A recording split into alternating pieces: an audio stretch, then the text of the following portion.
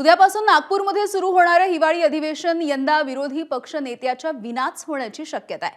महाराष्ट्राच्या इतिहासामध्ये पहिल्यांदाच दोन्ही सभागृहांमध्ये म्हणजे विधानसभा आणि विधान परिषदेमध्ये अधिकृत विरोधी पक्ष नेता नाही आहे। विधानसभा आणि विधान परिषदेमध्ये विरोधकांकडे विरोधी पक्ष नेतेपदासाठी पुरेसं संख्याबळ नाही आहे। विरोधक जरी विरोधी पक्ष नेतेपदासाठी आग्रही असले तरी सरकारकडून अधिवेशनामध्ये विरोधी पक्ष नेता नेमण्याच्या हालचाली दिसत नाहीत। विधिमंडळाच्या कामकाज पत्रिकेमध्ये विरोधी पक्षनेता निवडीच्या संदर्भात कुठलाही उल्लेख नाहीये।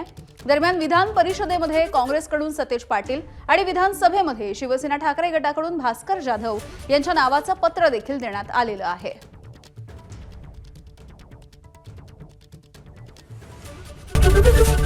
एबीपी माझा, उघडा डोळे बघा नीट।